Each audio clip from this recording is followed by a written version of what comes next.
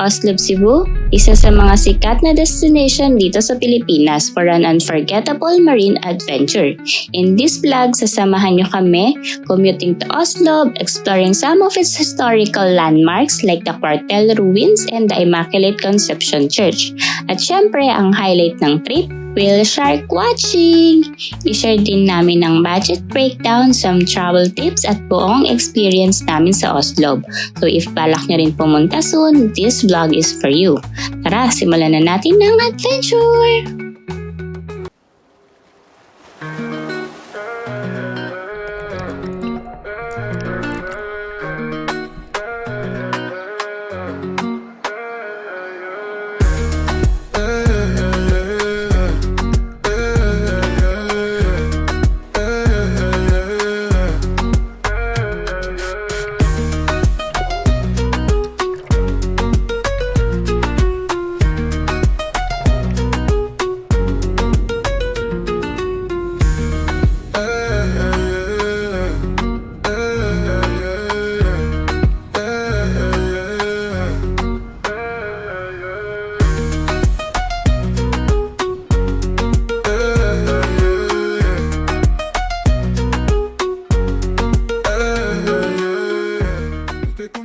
Hi guys!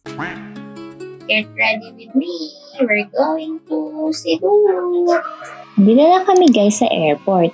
Traveling with family, heading to Cebu. This part of Cebu vlog is about Oslob.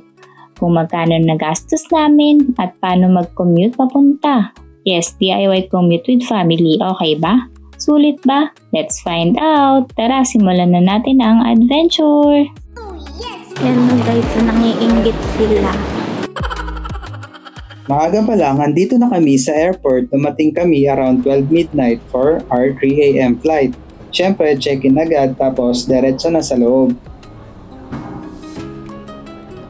May isa kaming check-in baggage. For one check-in baggage is around 600 pesos. As for the ticket naman, round trip Manila to Cebu, Cebu to Manila, ang inabot ng aming fare is 2,800. Not bad, di ba? B. Handa.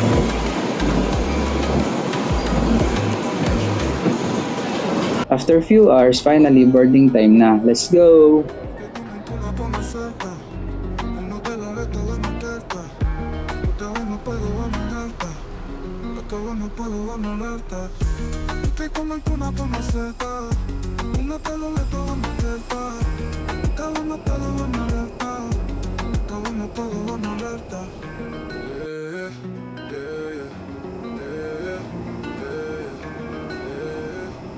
Time check, 2:45 na guys. Ready for takeoff ang aeroplano namin. Mga 1.5 hour ang flight to Cebu. So sakto, may time pa para magpahinga. Idlip muna tayo guys. See you in Cebu!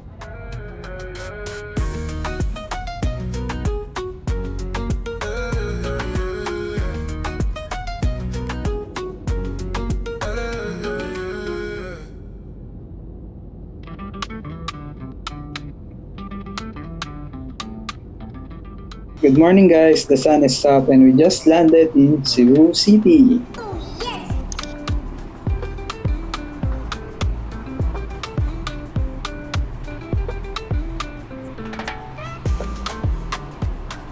Kinuha namin ang baggage namin, then syempre breakfast muna sa airport.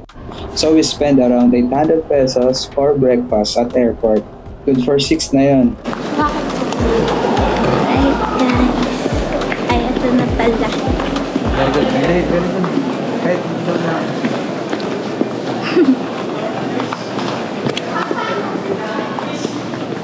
From Cebu City Airport, nag-book kami ng 6-seater Grab papuntang South Bus Terminal. Ang fare is around 500. Kung i-divide mo sa 6 is around 84 each. Mas convenient sa amin ito dahil may dala kaming baggage. Sa travel time naman, mga around 30 to 40 minutes going to the bus terminal.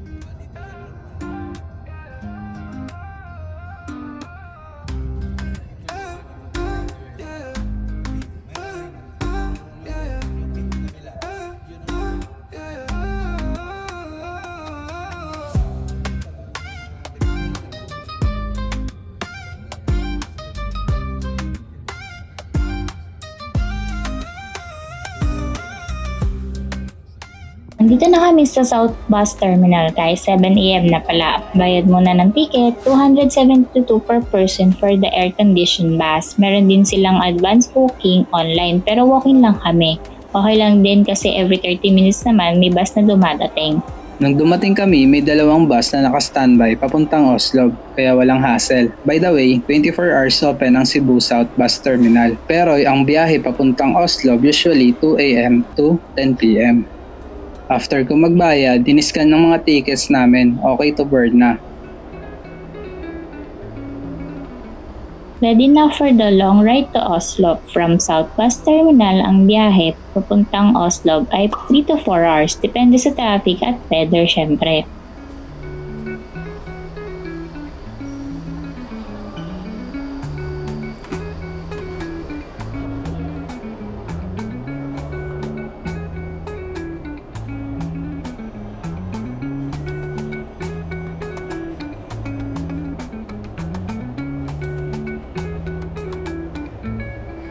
So, andito na kami sa bus guys. Medyo mahaba-habang biyahe kaya idlip muna ulit para may energy na mamaya.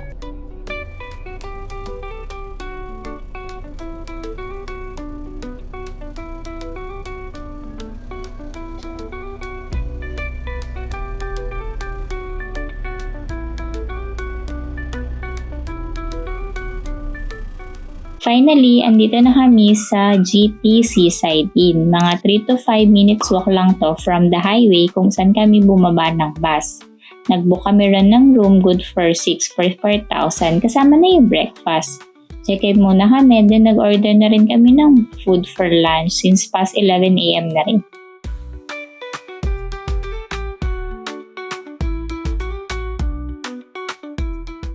Habang naghihintay ng food, naglaro muna kami ng Uno cards. Buti na lang may mga table games din silang available dito. Perfect pampalipas ng oras habang gutom na.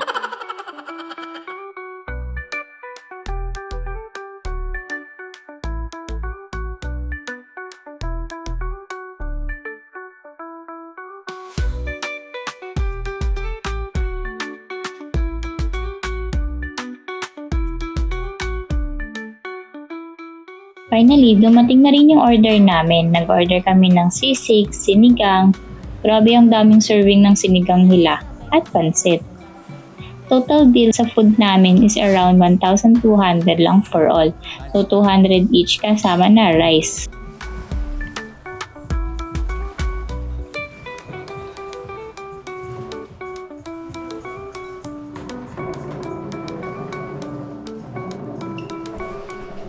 So after namin kumain, dumiretso na kami sa room. Time to check it out. I'll show you guys what's inside. Let's take a quick room tour.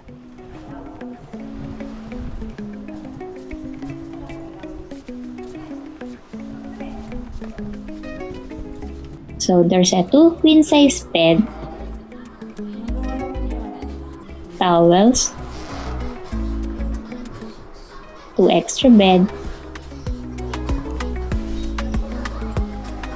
signal TV, aircon room, kaso di masyadong malamig yung aircon nila kaya nag-provide sila ng extra fan.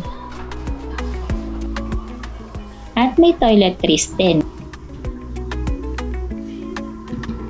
Yan guys, let's go to the CR naman. Meron silang bidet. Meron ding hot shower pero di ko yan need now kasi mainit yung panahon. At meron din silang cabinet para sa mga damit. So magre-refresh muna kami guys, then pahinga muna saglit. Wala pa kasi kaming maayos na tulog, puro putol-putol lang. Kaya nap time muna para may energy mamaya sa next adventure. A few moments later. Good afternoon guys, it's already 5:30 PM and we finally got some much needed rest. After the early flight, 4 hours of sleep, sulit na. Good. Now we're heading out, going to Quartal Ruins, which is around 7 to 10 minutes walk from our hotel, sakto for the chill afternoon stroll bago mag-dinner. Ang vibe dito guys, ang relaxing, the sun is setting, medyo mahangin, perfect pang sightseeing. At ayan na, ang Quartal Ruins. Quick history lang guys, the unfinished Spanish era barrack was built in the late 1800. Pero guess what? Hindi siya natapos. Bakit? Kasi pagdating ng Americans noong 1899, construction stopped. So instead of a military base, naging historical landmark na lang siya. Tingnan niyo yung wall, super kapal. Gawa yan sa coral stone na galing pa sa dagat. Ang solid ng architecture. Imagine kung natapos to, magiging Spanish military barrack siya. Pero ngayon, perfect spot na siya for history lovers at photo ops. Sobrang peaceful lang dito guys. Ang sarap maglahad-lahad, mag-picture at magmuni-muni. If you ever visit Oslo, make sure to drop by at Quartel Ruins.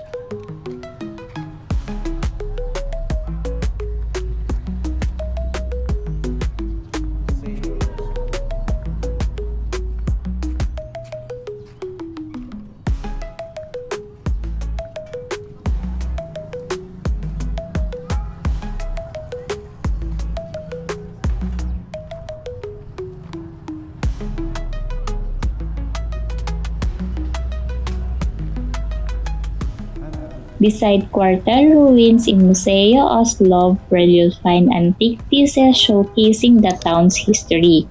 The items here came from locals, giving glimpse of Oslo's rich heritage, pero sarado siya nung dumating kami. Looks like under renovation.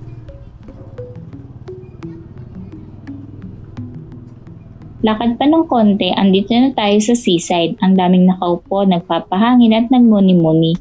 May mga lovers, pasensya na sa mga walang jowa, friends, families na nag-chill lang, enjoying the view. By the way, malapit din po dito ang Oslo Municipal Hall.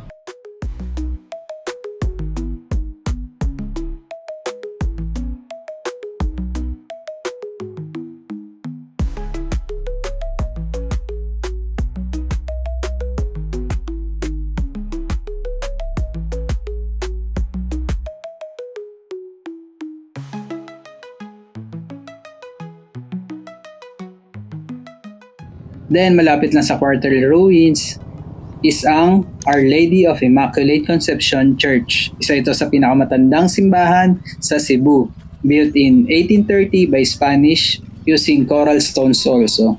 Kahit ilang beses na nasunog at dumaan sa history, matibay pa rin at isa pa rin sa pinaka-importanteng religious landmark sa Oslo.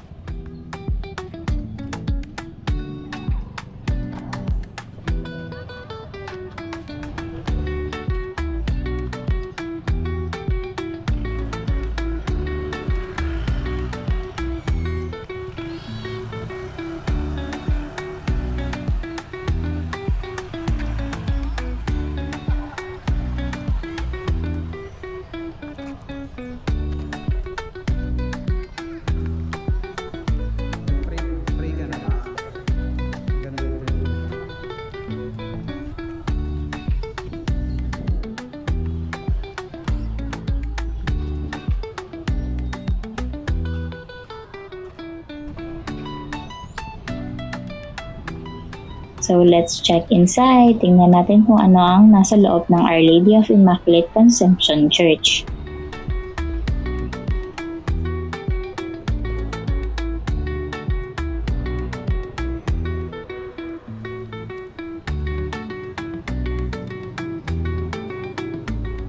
Sabihin ko sana doon. Yun ang RGT. Gas station. Kain daw tayo sa gas station, guys. So after strolling around Oslo, time to grab something to eat. We found this cozy spot called Le Bistro sa tabi ng Goldilocks. Mukhang promising ang food nila. So let's check it out.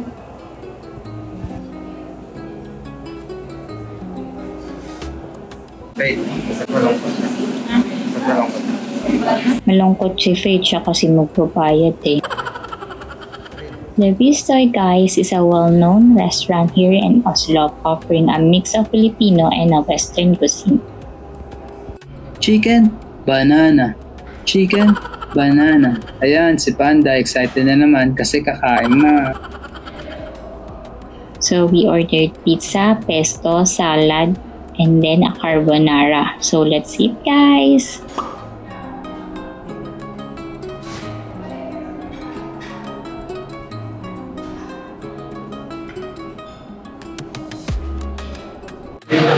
Dodge. Wala. Sama kayo.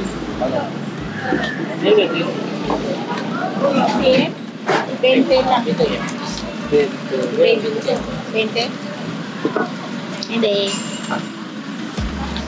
Ikaw. Performance.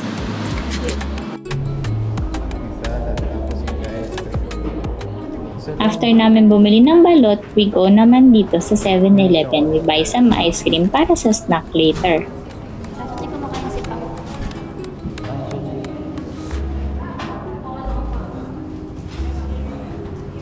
So nakabalik na kami, guys, sa hotel. And we end the day chilling in the balcony and hearing the waves. Good night, guys! A few moments later. Good morning guys, it's 5:30 a.m. and today we're going to Oslo whale shark watching. Excited na kami to see these gentle giants up close. So let's ready and head out. We are walking na papunta sa sakayan ng tricycle which is just 3 to 5 minutes away from our hotel. So we are at the tricycle na guys, around 15 minutes ang biyahe papunta sa whale shark watching site. For the fare, it's around 300 pesos per tricycle. Since we use 2 trikes, total is 600 lahat. Alam namin medyo mahal and kasya naman kami talaga sa isang tricycle. Malaki kasi yung tricycle nila dito ulit sa Manila. Pero pinilit nila na dalawa dapat yung kunin namin trike. So, touristing, but since we really needed to get there, we agree to disagree. Wala pa kasing masyadong bus na dumadaan ng time, kaya wala na rin choice. At nung bandang huli, binawasan din naman nila ng 100 pesos. So, total of 500 pesos for 2 trike. Additional tip guys, if may mag-alok sa inyo ng tour or arrangement, huwag agad pumayag. Minsan doble kasi yung presyo, lalo na sa mga turista. Di ko naman nila lahat, pero may mga mababait din. Pero meron talaga mapagsamantala sa kapwa. Kaya always check the prices first. So for Oslo whale shark watching, it's around 500 pesos lang talaga ang bayad per person. If you DIY. Pero kung magpapa-arrange kayo, medyo pricey na. Pero madali lang naman mag-DIY. So if gusto nyo makatipid, go DIY. So after ko makakuha ng ticket for payment, we just waited for our number to be called. May batch kasi ang tawag ng numbers para magbayad.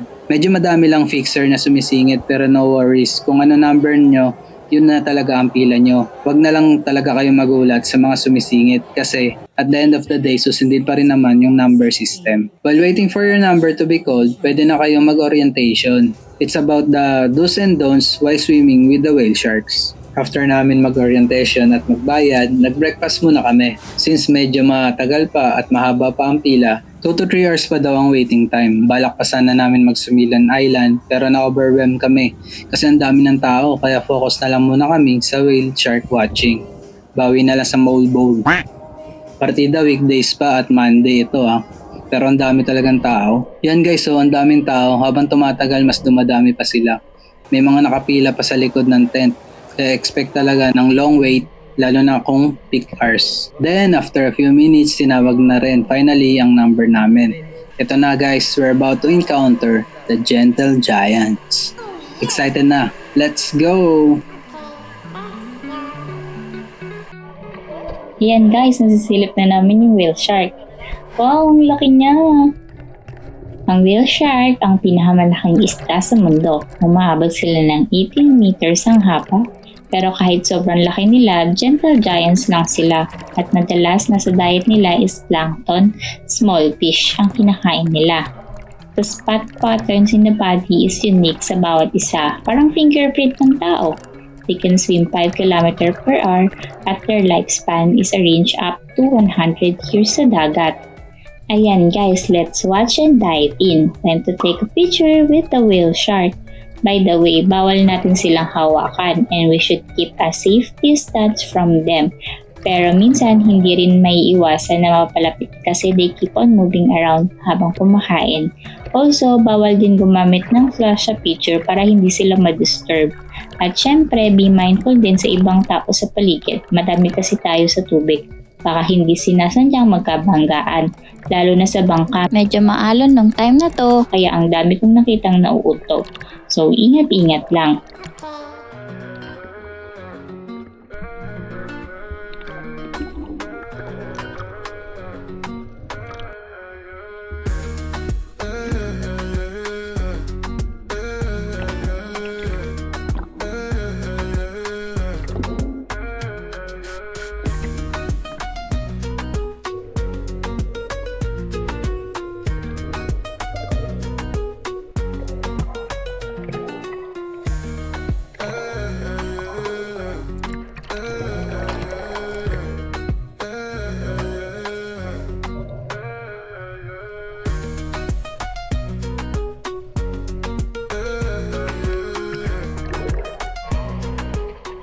So, after few minutes, tapos na ang dive namin. Actually, 30 minutes dapat ang stay ng bawat bangka. Pero hindi ko alam kung bakit hindi namin naubos yung 30 minutes. Pinabalik na kami agad sa bangka.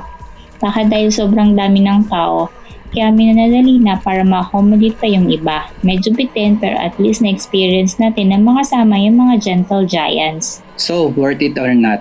For me, it was a great experience. Definitely something unique and unforgettable to swim with the gentle giant creatures. But I also noticed that some of whale sharks had scars or wounds in their lips, maybe from bumping into boats. The experience itself was amazing, pero napaisip ako, if this truly safe for them, what do you guys think? Let me know in the comments. By the way guys, nakasakay na kami ng motor pa uwi, and 50 pesos lang ang singil sa amin dito. At kasya kaming 6 sa trike. So total of 300 pesos for all of us. Nakakatuwa lang kasi may mga honest pa rin talagang maningil. Hindi naman lahat nananamantala.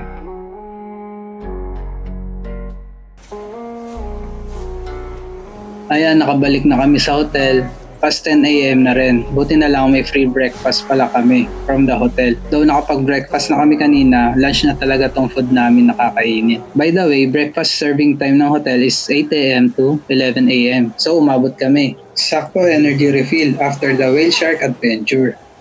So guys, here is the breakdown of our Oslo tour. Included na here ang airfare namin.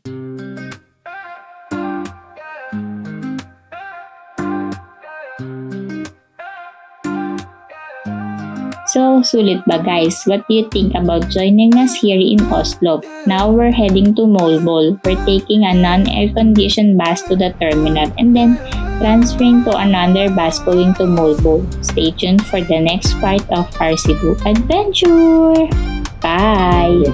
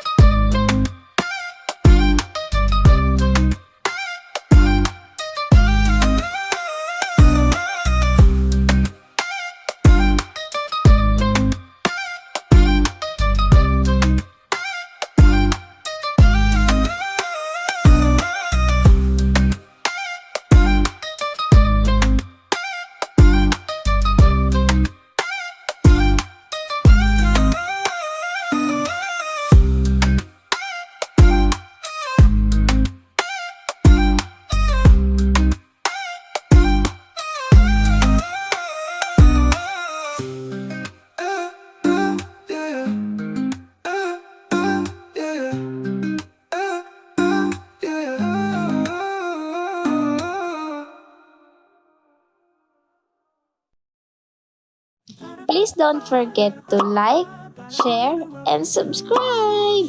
Bye!